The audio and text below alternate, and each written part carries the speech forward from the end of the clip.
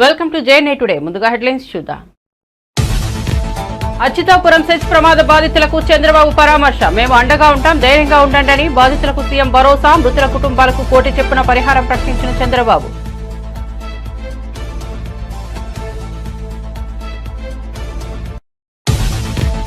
రెండు లక్షల రుణమాఫీకి కట్టుబడి ఉన్నామన్న రేవంత్. త్వరలోనే ప్రతి రుణం మాఫీ అవుతుందని హామీ. బీఆర్ఎస్ అబద్దాలు ప్రచారం చేస్తోందని మండిపాటు.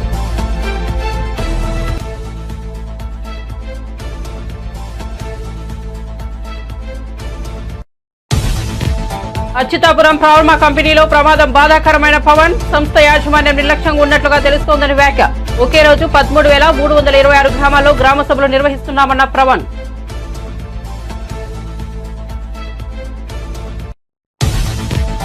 అచ్యుతాపురం ఘటన బాధాకరం. ప్రభుత్వ నిర్లక్ష్యంపై బొత్స సత్యనారాయణ ఆగ్రహం. కేజీహెచ్ లో మృతుల కుటుంబాలను పరామర్శించిన వైఎస్ఆర్సీపీ నేతలు. నష్టపరిహారంపై ప్రభుత్వంపై విమర్శలు. బాధ్యులపై చట్టపరమైన చర్యలు తీసుకోవాలని డిమాండ్ చేసిన ఎమ్మెల్సీ బొత్స. కోల్కతాలో జూనియర్ డాక్టర్లపై అత్యాచారం. దేశవ్యాప్తంగా కొనసాగుతున్న నిరసనలు. నేడు విశాఖలో ఆందోళన చేపట్టిన జూనియర్ వైద్యులు. రాష్ట్రంలోని అన్ని ఆసుపత్రుల్లో డాక్టర్ల భద్రతకు చర్యలు తీసుకుంటున్నామని చంద్రబాబు. మీ కెపాసిటీ మాకు తెలుస్తారంటూ జూనియర్ డాక్టర్ల స్పందన.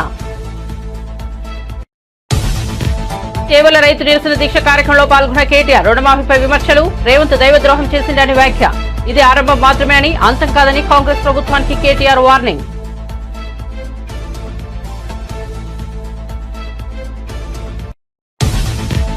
లక్ష్మీ నరసింహస్వామిని దర్శించుకున్న హరీష్ రావు. రైతులకు రుణమాఫీ విముక్తి కోసం పూజలు. తెలంగాణ ప్రజలకు ఎలాంటి కీడు జరగొద్దని కోరుతూ ఆలయంలో పాప పరిహార పూజలు. దేవుడిపై ఒట్టేసి రైతులను రేవంత్ రెడ్డి దగా చేశారని వెల్లడి.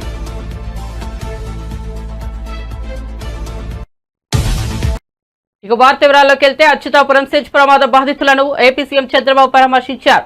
ఎషెన్సియా ఫార్మా కంపెనీలో రియాక్టర్ పేలి గాయపడిన కొందరు కార్మికులకు విశాఖ మెడికవర్ హాస్పిటల్లో చికిత్స అందిస్తున్నారు. గన్నవరం నుంచి విశాఖపట్నం చేరుకున్న సీఎం చంద్రబాబు నేరుగా మెడికవర్ ఆసుపత్రికి వెళ్లారు. అక్కడ చికిత్స పొందుతున్న క్షతగాతులను పరామర్శించారు. వైద్యులతో మాట్లాడి చికిత్స వివరాలను అడిగి తెలుసుకున్నారు. బాధితులతోనూ మాట్లాడి త్వరగా కోలుకునేలా ప్రభుత్వం అన్ని చర్యలు తీసుకుంటుందని హామీ ఇచ్చారు. అలాగే బాధిత కుటుంబాలను ఆయన పరామర్శించారు. తమ వారికి ఎలాంటి ప్రమాదం జరగదని, త్వరలోనే కోలుకుంటారని చంద్రబాబు భరోసా ఇచ్చారు. ప్రభుత్వం నుంచి అన్ని విధాలుగా అండగా ఉంటారని బాధిత కుటుంబాలకు చంద్రబాబు హామీ ఇచ్చారు. వైద్యులతో మాట్లాడి చికిత్స వివరాలను అడిగి తెలుసుకున్నారు. అనంతరం మీడియాతో ఆయన మాట్లాడారు. ఎంత ఖర్చైనా బాధితులందరికీ ఉత్తమ వైద్య సేవలు అందిస్తామని స్పష్టం చేశారు. అవసరమైన వారికి ప్లాస్టిక్ సర్జరీ కూడా చేయిస్తామన్నారు. మృతుల కుటుంబాలకు ₹1 కోటి చొప్పున పరిహారం. తీవ్ర గాయాల పాలైన వారికి 50 లక్షలు, స్వల్ప గాయాలైన వారికి 25 లక్షల చొప్పున పరిహారం ప్రకటించారు. గత 5 ఏళ్లలో జరిగిన వ్యవస్థలు అన్ని నాశనమయ్యాయని, దాని పర్యవసానమే ఈ ప్రమాదమని చంద్రబాబు ఆరోపించారు.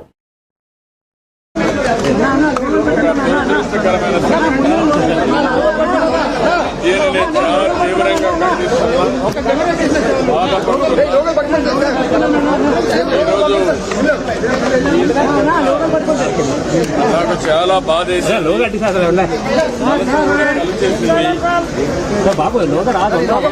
ఈ ప్రభుత్వం అన్ని జాగ్రత్తలు తీసుకొని గడచిన ప్రభుత్వం చేసిన వ్యవస్థల్ని సర్వనాశనం చేశారు. అవన్నీ బాగు చేసే కార్యక్రమంలో ఇలాంటి సంఘటన జరగడం చాలా బాధిస్తుంది.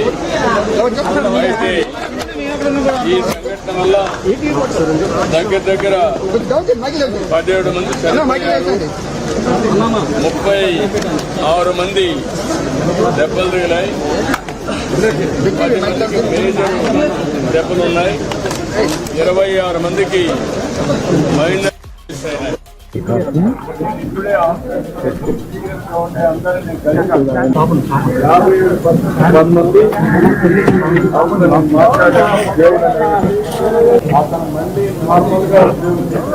రావాలి. దానికి నేను కూడా ఎప్పుడు కూడా మానసం చేస్తాం. ఇంకొక అతనికి 24% ఉన్నాయి, ఇంకొక అతనికి 12% ఉన్నాయి, ఇంకొక అతనికి 10% ఉన్నాయి. నలుగురితో 7 మందితో మాట్లాడాను. ఒక ఆయన నార్త్ లో ఉన్నాడు, ఆయన కూడా ఇప్పుడు రికవర్ అయ్యాడు, బాగానే ఉన్నాడు. అచ్యుతాపురంలోని ఫార్మా కంపెనీలో చోటు చేసుకున్న ప్రమాదం చాలా బాధాకరమని AP deputy CM Pawan Kalyan అన్నారు. ఈ ప్రమాదం వెనుక సంస్థ యాజమాన్యం నిర్లక్ష్యం ఉన్నట్లుగా తెలుస్తోందని చెప్పారు. పరిశ్రమల్లో సేఫ్టీ ఆడిట్ నిర్వహించాలని గతంలో చాలాసార్లు చెప్పామని అన్నారు. ప్రజలు, కార్మికుల భద్రత కోసం సేఫ్టీ ఆడిట్ చేయించాలని చెప్పారు. కాలుష్య నియంత్రణ శాఖ తన పరిధిలో ఉందని, భద్రత వేరే శాఖ కిందకు వస్తుందని అన్నారు. మంగళగిరిలోని తన నివాసంలో నిర్వహించిన మీడియా సమావేశంలో ఆయన మాట్లాడుతూ ఈ వ్యాఖ్యలు చేశారు. ప్రతి వారం ఏదో ఒక ప్రమాదం జరగడం బాధను కలిగిస్తోందని పవన్ చెప్పారు. సంతాపం తెలిపి పరిహారం ఇస్తే సరిపోదని అన్నారు. రాబోయే 3 నెలల్లో పరిశ్రమల భద్రతపై కార్యాచరణ సిద్ధం చేస్తామని చెప్పారు. Director of factories, labour, fire department, అలాగే కేంద్ర ప్రభుత్వ ఆధ్వర్యంలో ఉండే petrol and explosive safety organisation పర్యవేక్షిస్తుంది. ప్రత్యేకించి ఈ essential advance science private limited ఇది 2 నేను మాట్లాడితే నేను వాళ్ళకి తెలియజేసింది ఏంటంటే 2 ఓనర్స్ ఉన్నారు. ఒకళ్ళు హైదరాబాద్లో ఉన్నారు అండ్ ఇప్పుడున్న అతనికి మాకు సంబంధం లేదని చెప్పి ఒక కమ్యూనికేషన్ గ్యాప్ వాళ్ళిద్దరి మధ్య గొడవ ఉంది.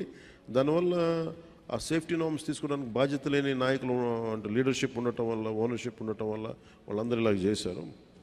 అందుకని ఈ ఫ్లోర్ నుంచి ఇంకో ఫ్లోర్కి వెళ్ళే దాంట్లో అయితే ఇంకా నాకు తెలిసి వాళ్ళు అంటాం సెకండ్ ఫ్లోర్ నుంచి గ్రౌండ్ ఫ్లోర్కి వచ్చే సాల్వెంట్ ఫస్ట్ ఫ్లోర్లో కొంచెం లీక్ అయ్యి ఆ కరెంటు బోర్డ్స్ ఉంటే వాటికి అయ్యి వేపర్లాగా ఏర్పడి పేలిపోయింది. దాదాపు ప్రమాదంలోనే ఒక 7-8 మంది చనిపోయారు. చాలా దారుణంగా ఉంది, గుర్తుపట్టలేని పరిస్థితులు అని చెప్పారు. నేను ప్రాబ్లం ఏమవుతుందంటే నేను సేఫ్టీ ఆడిట్ చేయమని చాలా వచ్చిన రోజు నుంచి నేను అందరిని అడుగుతా ఉన్నాను. ఒక ఇష్యూ ఏముందంటే సేఫ్టీ ఆడిట్ అంటే ఈ యజమానులు భయపడిపోయే స్థాయికి వెళ్ళిపోయారు. వాళ్ళని కొంత ఎడ్యుకేట్ చేయాల్సిన అవసరం ఉంది. ఇప్పుడు ఎనీ టైం సేఫ్టీ ఆడిట్ అనగానే మా పరిశ్రమలను మూసేస్తారా, లేదంటే ఏం జరుగుతాయి, ఎలాంటి రిపోర్ట్స్ ఉంటాయంటే there are lot of gaps in safety ఇష్యూస్లో చాలా గ్యాప్స్ ఉన్నాయి. సో అందుకని నేనేం చెప్పానంటే ఇండిపెండెంట్గా పిలవండి. నేను ఆల్రెడీ ఒక రౌండ్ ఆఫ్ మీటింగ్స్ నేను పారిశ్రామికవేత్తలతో చేశాను, ఎస్పెషల్లీ వైజాగ్ ఏరియాలో హిందుస్థాన్ మన షిప్పింగ్ యార్డ్ వాళ్ళతో కూర్చోబెట్టి నేనేం చెప్పానంటే మీరు ఎన్ని చర్యలు తీసుకుంటారు పనిచేసే వాళ్ళకి కానీ పొల్యూషన్ కంట్రోల్ నామ్స్కి సంబంధించి మీరు ఎలాంటి చర్యలు తీసుకుంటున్నారు మాకు వివరించండి అంటే మేము వాళ్ళు గతంలో కంటే ఇప్పుడు బాగా చేస్తూ ఉంటాను కానీ they are not to the satisfactory level. ఇప్పుడు ఒకేసారి మనం ఈ పొల్యూషన్ ఇవన్నీ మన ఈ నామ్స్ అన్నీ పెడితే ఇండస్ట్రీ షుడ్ కమ్ ఫార్వర్డ్. అంటే ఇది నేను ప్రత్యేకించి నేను చాలా రోజుల నుంచి నేను కోరుకుంటా ఉన్నాను. నేను ప్రత్యేకించి మరీ చెప్తున్నాను. ఇప్పుడు అంటే నేను ఎందుకు ఒక అడుగు ముందుకేయడానికి నేను ఎందుకు సంకోచిస్తున్నానంటే ఒకసారి అది ప్రభుత్వానికి ఇబ్బందిగా ఉండకూడదు కాబట్టి నేను నా ఉద్దేశం సేఫ్టీ ఆడిట్ జనాల ప్రాణాలు పోకూడదు, కార్మికుల ప్రాణాలు పోకూడదు అనుకునే పరిస్థితిలో ఉంటాను నేను. ఎప్పుడు మళ్ళీ ఇది ఇలాంటి సేఫ్టీ ఆడిట్ చేస్తే ఉన్న పరిశ్రమలు వెళ్ళిపోతాయి అని చెప్పి ఒక వదంతి ఉంది. అది కొంచెం మాట్లాడతారు నాతోటి, మీరు ఇలా చేస్తే పరిశ్రమలు వెళ్ళిపోతాయి, పరిశ్రమలకి అనుకూలమైన వాతావరణం ఉండదు అంటే నా ఉద్దేశం ఏంటంటే అది కనీస భద్రత అనేది పరిశ్రమలు ఇవ్వాల్సింది కదా. నేను పరిశ్రమల్లో ఇంక్లూడింగ్ ఆక్వా వాళ్ళకు కూడా చెప్పాను. సో గ్రేట్ చాలా సంపాదన ఉంది, రాష్ట్రానికి ఆదాయం ఉంది, మనకి పరిశ్రమల వల్ల చాలా సంపాదన ఉంది. కానీ ప్రయారిటీ ఎవరైతే పని చేస్తారో వాళ్ళకి ప్రాణరక్షణ కూడా చాలా అవసరం కదా. ఆ నామ్స్ ఏంటి ఒకసారి మాట్లాడదామని నేను అనుకుంది ఏమంటే సెప్టెంబర్ ఒక్క రోజులో మా బతుకులు తలకిందులైపోయాయి. మా వాళ్ళ శవాలను తెచ్చి ఇక్కడ పెట్టారు. ప్రమాదం జరిగాక మా లోకల్ ఎమ్మెల్యే ఎంపీ ఎవరూ వచ్చింది లేదు. ఫ్యాక్టరీ మేనేజ్మెంట్ గురించి స్పందన లేదంటూ అచ్యుతాపురం ఎషెన్షియా ఫార్మా కంపెనీ బాధిత కుటుంబాలు కన్నీళ్లు పెట్టుకుంటున్నాయి. గురువారం వైఎస్ఆర్సీపీ నేతలు కింగ్ జార్జ్ ఆసుపత్రిలో మృతుల కుటుంబాలను పరామర్శించారు. ఆ సమయంలో బాధిత కుటుంబాల ఆవేదన విని ఎమ్మెల్సీ బొత్స సత్యనారాయణ చలించిపోయారు. అచ్యుతాపురం ఘటన దురదృష్టకరం కానీ పాలక పార్టీ తీరు బాధాకరం. బాధితుల్ని ప్రభుత్వం పట్టించుకోవడం లేదని, నష్టపరిహారంపై ప్రభుత్వం నుంచి స్పష్టత లేదన్నారు. ఇంత నిర్లక్ష్యం తగదని, బాధితులకు భరోసా కల్పించాల్సిన బాధ్యత ప్రభుత్వానిదన్నారు. ఘటనకు బాధ్యులు అయిన యాజమాన్యం మీద చట్టపరమైన చర్యలు తీసుకోవాలని డిమాండ్ చేశారు. ఎవరైతే చిన్న మీ ఇంజూర్డ్ అయ్యారో బయట హాస్పిటల్ తీసుకున్నారో వాళ్ళకి 50,000 తక్కువ లేకుండా వాళ్ళకి ఇవ్వాలి. అది దాని అన్నింటికి కూడా రాతపరకమైన ప్రభుత్వం నుంచి ఒక ప్రొసీడింగ్ ఒక రిలీజ్ రావాలి, జీవో రావాలి. వచ్చినప్పుడే ప్రజలు నమ్మకం ఉంటుంది. విశాఖలో వరుస ప్రమాదాలు జరుగుతూ వస్తున్నాయి సార్, ఏ రకంగా చూడొచ్చు అంటే ప్రమాదాలు జరుగుతున్నదాన్ని ప్రభుత్వాలు ఏంటంటే ఎందుకు వస్తుంది ప్రమాదం, ఆ ప్రమాదాన్ని దానికి ఉన్న ఏ కారణం వల్ల వచ్చింది, దాన్ని ఏ విధంగా మనం అరికట్టాలి అనేది దృష్టి పెడితే అవన్నీ అయిపోతాయి. జరిగింది అని నిర్లక్ష్యం ఉంటే ఒక దాని తర్వాత రెండో వస్తుంది. ఇమీడియట్ ఇప్పుడు ఉంది దీని ఇంతకుముందు ఎల్జీ ప్రాబ్లం జరిగింది, వెంటనే సేఫ్టీ ఆడిట్ జరగాలన్నాం, పెట్టాము, వెంటనే అందరికీ జీవో ఇష్యూ చేసాము, కమిటీ వేసాము. ఇప్పుడు సాక్షాత్తు ఉన్న నీరవ్ కుమార్ ప్రసాద్ ఎవరైతే సిఎస్గా ఉన్నారో ఆయనే అప్పుడు సెక్రటరీ, ఆయన ఆధ్వర్యంలో వేసాము, ఆయనే చూడమని చెప్పాము, ఆయనే పర్యవేక్షణాధికారి, ఆయనతో చేయించాము. ఇప్పుడు అలాగే చేస్తే ఆటోమేటిక్ తగ్గుతుంటాయి. అది అలాగని వ్యవస్థను ఆపేయమని చెప్పట్లేగా మేము. సార్ ఇప్పుడు మీరు చెప్తున్న విధంగా అధికార పార్టీ నాయకులు రాలేదు, దానికి కారణం అంటారు. నాకేం తెలుసు, మీరు అడగండి వస్తారు. తర్వాత ఇప్పుడు నేను అన్నాను కదా, ఇప్పుడు నేను అన్నాను కదా, వాళ్ళకి ఖాళీ లేక వాళ్ళకి వెళ్ళిన వాళ్ళకి నిర్లక్ష్యం. నిన్న జరిగిన ఎన్నికల్లో వాళ్ళకి వచ్చిన ఇది చూసి ఏ రకంగా తెచ్చుకున్నారు అవి చూసి వాళ్ళకి వచ్చి ఎక్కడున్న వచ్చి అక్కడ లేవు అని నేను అనుకుంటాను. Maybe wrong or right. లేకపోతే ఎవడో నవ్వుతాడండి సామాన్య ఇక్కడ వచ్చి చూడకపోతే. ఇది మానవత్వం ఎవడో చేయాలి కదండి. ప్రభుత్వం లేకపోయినా నేను ఇప్పుడు అక్కడికి వెళ్దాం అనుకున్నాను. ఎక్కడికి ఇప్పుడు మేము అందరం కలిసి మా నాయకులు అందరం కలిసి వెళ్దాం అనుకున్నాం. పోలీసులు అడిగాను, లేదండి ముఖ్యమంత్రి గారు వస్తున్నారు, దాంట్లో మనం కాంట్రవర్సీ ఉండకూడదు, వాళ్ళు వెళ్తున్నప్పుడు వచ్చి పోలీసు దానికి సెక్యూరిటీ వ్యవహారం ఉంటాయని. సరే వాళ్ళు వెళ్ళిన తర్వాత వస్తామని చెప్పాము. అంత ఉందాక పరిస్థితి. అందుకే నో అని అనలే కదండి. అది సాంప్రదాయం. అది పద్ధతి. ఎవరు దేనివల్ల వ్యవస్థకి ఏది జరిగినా వ్యవస్థకి నష్టం జరగకూడదు. వ్యవస్థను కాపాడుకొని చేయాలి. ప్రజలకు నమ్మకం కలగాలి. పర్వాలేదు, ఈ వ్యవస్థ ఈ ప్రభుత్వాలు ఉన్నాయి, పర్వాలేదు. ప్రభుత్వం అంటే వ్యవస్థ మీద నమ్మకం పోతే ఎలాగా? అది పోయింది ఏడుపు. అది చూస్తే అది ఆత్మలు చూస్తే ఓకే.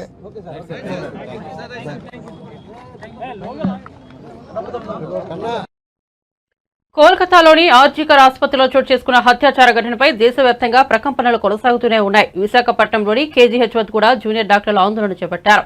హత్యాచార మృతురాలి కుటుంబానికి న్యాయం చేయాలని, డాక్టర్ల భద్రతకు భరోసా ఇవ్వాలని నినాదాలు చేశారు. కాగా అచ్యుతాపురం ఫార్మా కంపెనీ ప్రమాద బాధితులను పరామర్శించేందుకు వచ్చిన ఏపీ ముఖ్యమంత్రి చంద్రబాబు కేజీహెచ్ వద్ద ఆందోళన కొనసాగిస్తున్న జూనియర్ డాక్టర్లను కలిసి వారితో మాట్లాడారు.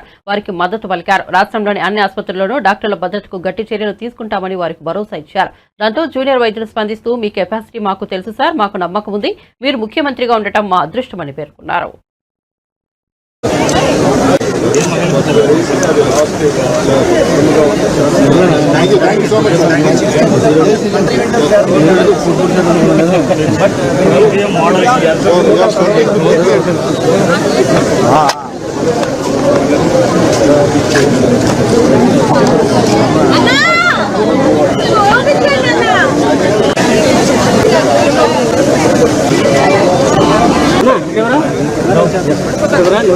కలకత్తాలో జరిగినటువంటి సంఘటన పైన జాతీయ స్థాయిలో పెద్ద ఎత్తున డాక్టర్లందరూ కూడా నిరసన తెలియజేస్తున్నారు. అది చాలా దారుణం ఆ సంఘటన జరగడం. దాన్ని నేను చాలా తీవ్రంగా ఖండిస్తున్నా. ఒక నాగరిక ప్రపంచంలో కూడా ఇలాంటివి సమర్థించకూడదు, ఆమోదించడానికి కూడా వీలు లేదు. ఎవరైనా సరే ఆడబిడ్డల జోలికొస్తే అదే చివరి రోజు కావాల్సిన అవసరం ఉంది. అంత కఠినంగా యాక్ట్ చేస్తే తప్ప ఈ రాక్షసులు ఇష్టానుసారంగా బిహేవ్ చేసే పరిస్థితికి వస్తున్నారు. అందుకే ఈరోజు మన డాక్టర్లు అడుగుతున్నారు. అందులో కూడా డాక్టర్స్ అనేది ఒక పవిత్రమైన వృత్తి. జీవితంలో చాలా సంవత్సరాలు చదువుకుని పర్సనల్ లైఫ్ కానీ కనీసం ఫ్యామిలీ లైఫ్ లేకుండా ప్రజాసేవ కోసం ముందుకు పోతూ ఉంటారు. అలాంటి ఆడబిడ్డలకు సెక్యూరిటీ లేకుండా పోవడం చాలా దారుణం. అందుకే తప్పకుండా ఒక ప్రత్యేక చట్టాన్ని తీసుకొస్తాం. చట్టాన్ని తీసుకొచ్చి ఏదైతే కర్ణాటక చేశారో అలాంటి చట్టాన్ని తీసుకొచ్చి పగడ్బందీగా 7 సంవత్సరాలు జైలు శిక్ష పెట్టేట్టుగా తీసుకొస్తే అప్పుడే భయపడతారు.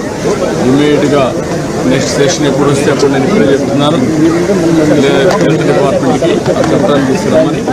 అది దేశంలో ఎక్కడెక్కడ చేశారు. బీఆర్ఎస్ పార్టీపై ముఖ్యమంత్రి రేవంత్ రెడ్డి మరోసారి ఫైర్ అయ్యారు. ఆ పార్టీని నమ్ముకుని ఆగం కావద్దని రైతులకు సూచించారు. 2 లక్షల రైతు రుణమాఫీకి కాంగ్రెస్ ప్రభుత్వం 100% కట్టుబడి ఉందని చెప్పారు. అర్హులైన ప్రతి రైతుకు న్యాయం చేసేందుకు తమ ప్రభుత్వం సిద్ధంగా ఉందని తెలిపారు. కొన్ని సాంకేతిక కారణాల వల్ల కొందరికి రుణమాఫీ జరగలేదని, త్వరలోనే ప్రతి రైతు రుణమాఫీ అవుతుందని చెప్పారు.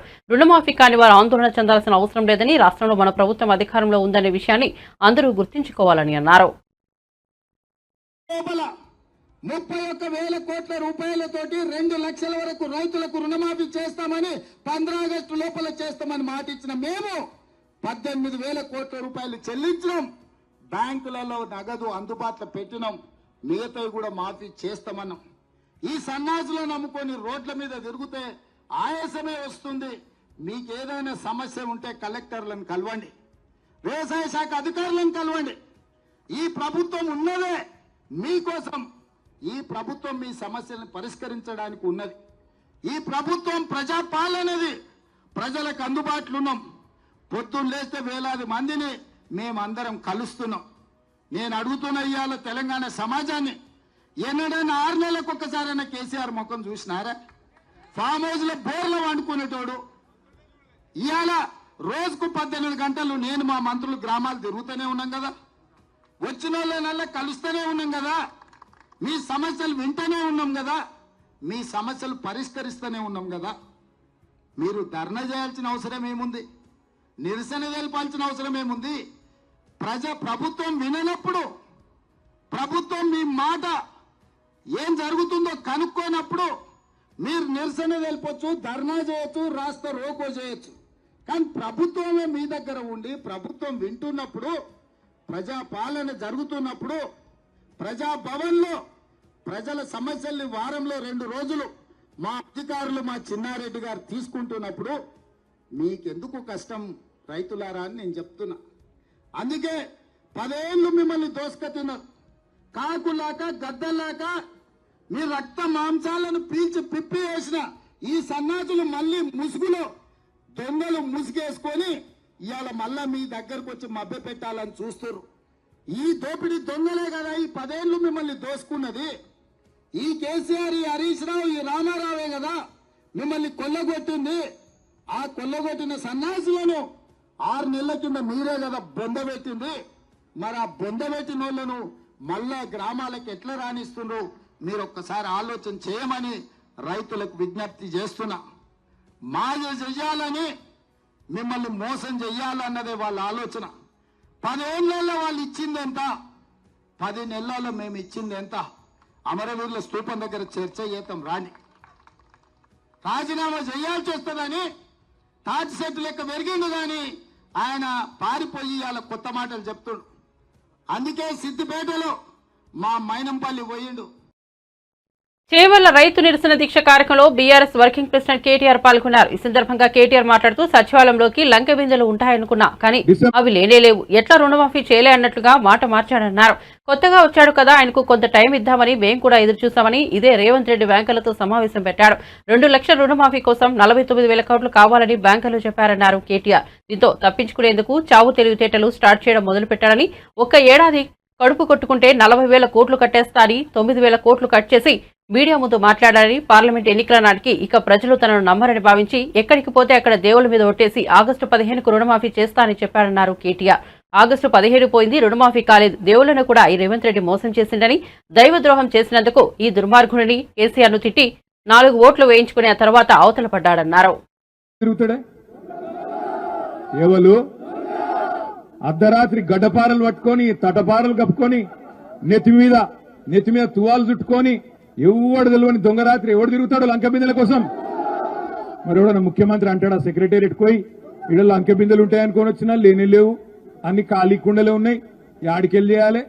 సరే, కొత్తగా వచ్చిండు కదా, ఏదో మాట్లాడుతుండు కదా, నిజంగానే కొంత టైం ఇస్తే చేస్తాడేమో అని మనోళ్ళు కూడా ఏమన్నారంటే, కేసీఆర్ సారు ఇంకా మా సబితక్క కొత్తగా వచ్చిండు కదా, తొందరపడద్దు, మనం కూడా ఏదో అనుకొని వచ్చిండు, ఆయన తాడ ఏం లేదంటుండు కదా, కొద్దిగా టైం ఇద్దాం, ఒక 6 నెలలు చూద్దాం అనే మాట మాట్లాడిండు. మరి ఇదే రేవంత్ రెడ్డి డిసెంబర్లో ముఖ్యమంత్రి అయిండు. డిసెంబర్ 3వ వారంలోనో 2వ వారంలోనో బ్యాంకులతో ఒక మీటింగ్ పెట్టిండు. అసలు రాష్ట్రంలో రైతుల రుణాలు మాఫీ చేయాలనుకుంటే ఎన్ని పైసలు అవుతాయి అని బ్యాంకులను అడిగిండు. అడిగితే బ్యాంకులు ఏం చెప్పారు ఎరికేనా? నువ్వు 2 లక్షల రుణమాఫీ అన్నావు కదా, 2 లక్షల రుణాలు మాఫీ చేయాలంటే 49,000 కోట్లు అయితే రేవంత్ రెడ్డి గారు, మరి 49,000 కోట్లు ఇంతజాం చేసుకో అని చెప్పారు. ఆయన గొంతుల పచ్చి వెలక్కాయ పడ్డట్టు అయింది. తెలియక ఏదేదో నరికితిమి, ఆయన తిరకపోతే ఎట్లా బయటపడాలి, వీళ్ళకెళ్ళి ఎట్లా బయటపడి మొత్తానికి తప్పించుకోవాలని చెప్పి ఇక ఆ రోజు నుంచే సాగు తెలివితేటలు చూపెట్టి మొదలుపెట్టిండు. బ్యాంకు వాళ్ళు 49,000 కోట్లు అన్నారు డిసెంబర్లో. ఏం చేసిండు రేవంత్ రెడ్డి? జనవరిలో ఒక ప్రెస్ కాన్ఫరెన్స్ పెట్టిండు, ప్రెస్ మీటింగ్. పత్రికలను పిలుచుకున్నాడు. ఇక వాళ్ళ ముంగట మైక్ పట్టుకొని మళ్ళా లొల్లి పెట్టుకుంటూ మాట్లాడుతుండు. ఏం మాట్లాడిండు ఆ రోజు? ఏం మాట్లాడిండంటే, ఇగో నేను ఒక్క సంవత్సరం గట్టిగా కడుపు కట్టుకుంటే అవినీతి చేయకపోతే 40,000 కోట్లు ఉత్తగానే కట్టి పారేస్తా, అల్కా కడతా అన్నాడు. అంటే 49,000 కోట్లకెళ్ళి 9,000 కోట్లు కటింగ్ పెట్టేసిండు. మొదలు 49 ఉండే, దాన్ని 9,000 కటింగ్ పెట్టి 40,000కి ఆయనతో కోసి పారేసిండు. ఇది జనవరి ముచ్చట. ఇక జనవరి కాగానే ఆయనతో పార్లమెంట్ ఎలక్షన్ వచ్చింది. ఇక పార్లమెంట్ ఎలక్షన్లో ఎవరు నమ్ముతలేరు. సోనియా గాంధీ మీద ఒట్టు పెట్టుకుంటే రుణమాఫీ అని చెప్పి చేయకపోతే జాడిచ్చి తంతరేమో, ఎట్లయితే ఏం చేయాలి ఇప్పుడు అని చెప్పి ఏ గుడికి పోతే ఏ ఊరికి పోతే ఆడ దేవుని మీద ఒట్టు పెట్టిండు. యాదగిరి గుట్టకు పోయిండు. ఇగో ఇక్కడ లక్ష్మీ నరసింహస్వామి మీద ఒట్టు 15 ఆగస్టుకు చేస్తా. వికారాబాద్ వచ్చిండు. అనంత పద్మనాభ స్వామి మీద ఒట్టు 15 ఆగస్టుకు చేస్తా. వేములవాడ వేయిండు. రాజన్న మీద ఒట్టు 15 ఆగస్టుకు చేస్తా. భద్రాచలం వేయిండు. సీతారామస్వామి మీద ఒట్టు 15 ఆగస్టుకు చేస్తా.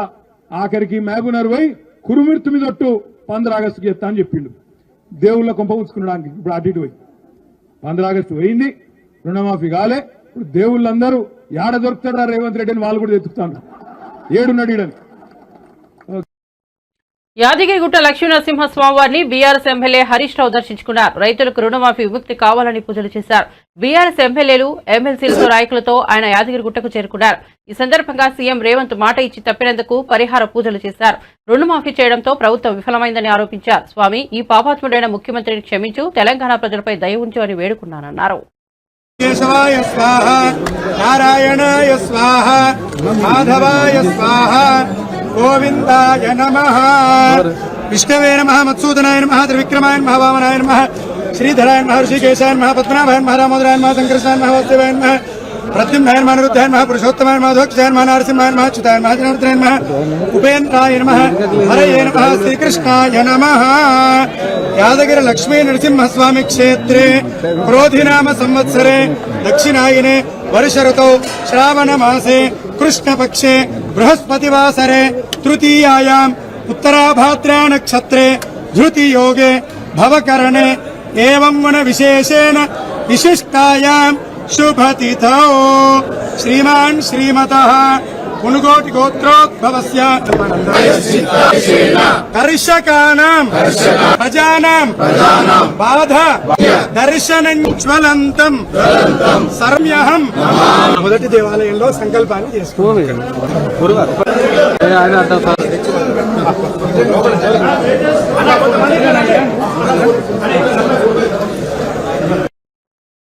అచ్యుతాపురం సెజ్ ప్రమాద ఘటనను వైఎస్ఆర్సీపీ రాజకీయం చేయడం శోచనీయమని ఎమ్మెల్యే గంటా శ్రీనివాసరావు మండిపడ్డారు.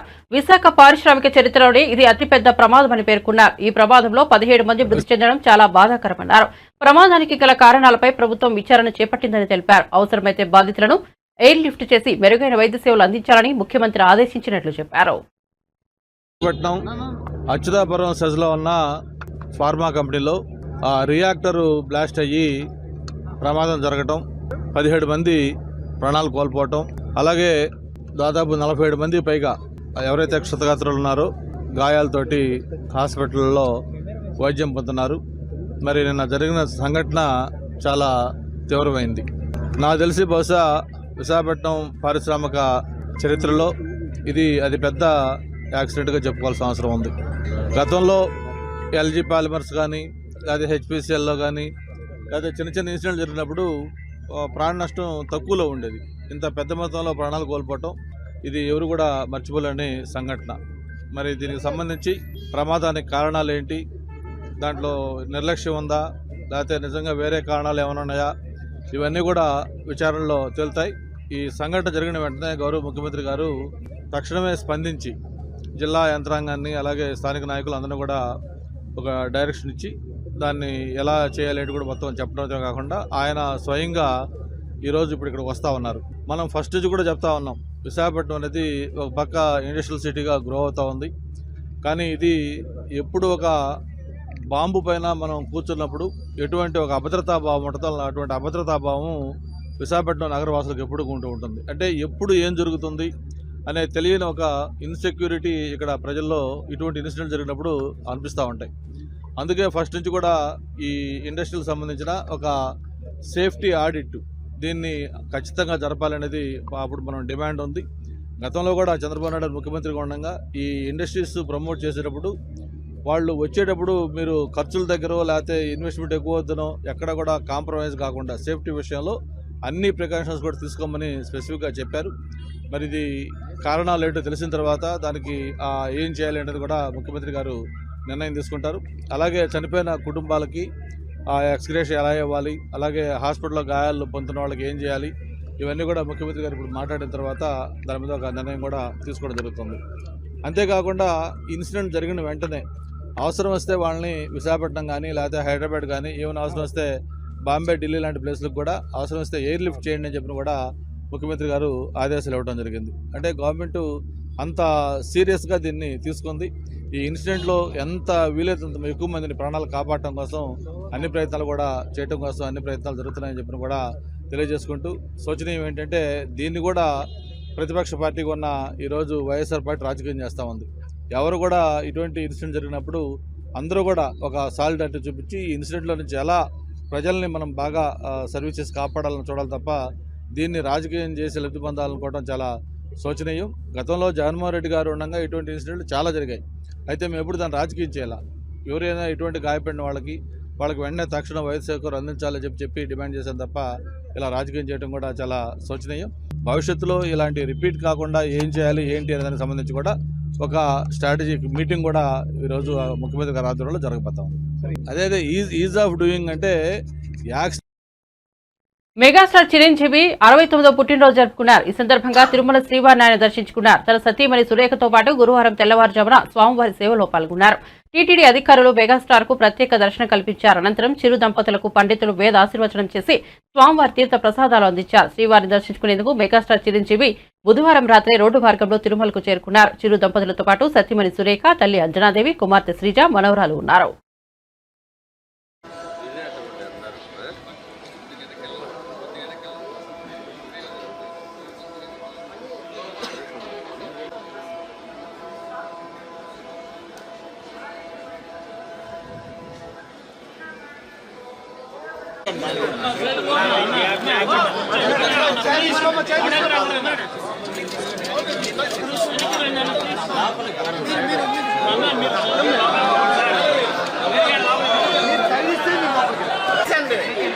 సైడ్ రండి సార్.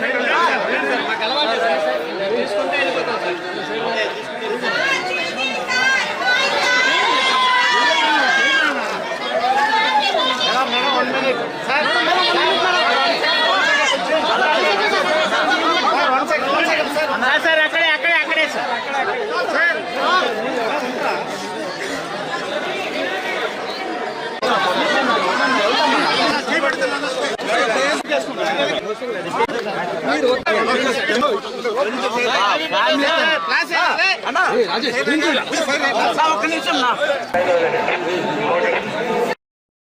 బులెటిన్ ముగించే ముందు హెడ్లైన్స్ మరోసారి చూద్దాం. అచ్యుతాపురం సెజ్ ప్రమాద బాధితులకు చంద్రబాబు పరామర్శ. మేము అండగా ఉంటాం, ధైర్యంగా ఉండండి బాధితులకు సీఎం భరోసా. మృతుల కుటుంబాలకు 1 కోటి చొప్పున పరిహారం ప్రకటించిన చంద్రబాబు.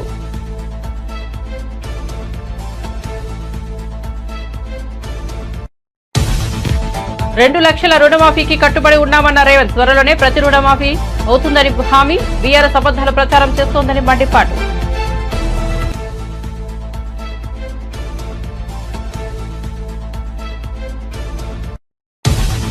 అచ్యుతాపురం ఫార్మా కంపెనీలో ప్రమాదం బాధాకరమన్న పవన్. సంస్థ యాజమాన్య నిర్లక్ష్యం ఉన్నట్టుగా తెలుస్తోందని వ్యాఖ్య. ఒకే రోజు 13,326 గ్రామాల్లో గ్రామ సభలు నిర్వహిస్తున్నామన్న పవన్.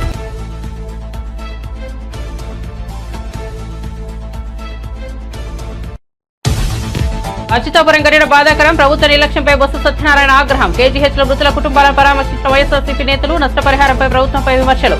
బాధ్యతలపై చట్టపరమైన చర్యలు తీసుకోవాలని డిమాండ్ చేసిన ఎమ్మెల్సీ బొత్స.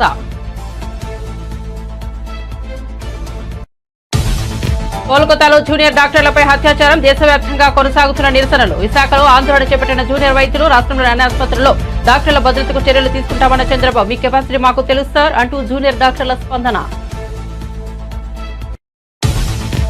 కేవలం రైతు నిరసన దీక్ష కార్యక్రమంలో పాల్గొన్న కేటీఆర్. రుణమాఫీపై విమర్శలు. రేవంత్ దైవద్రోహం చేసిండని వ్యాఖ్య. ఇది ఆరంభం మాత్రమేనని, అంతం కాదని కాంగ్రెస్ ప్రభుత్వానికి కేటీఆర్ వార్నింగ్.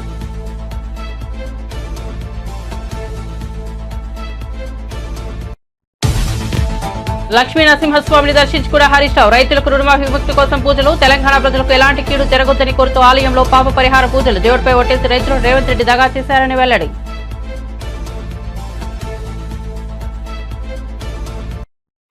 మరిన్ని అప్డేట్స్ కోసం చూస్తూనే ఉండండి జై9 టుడే.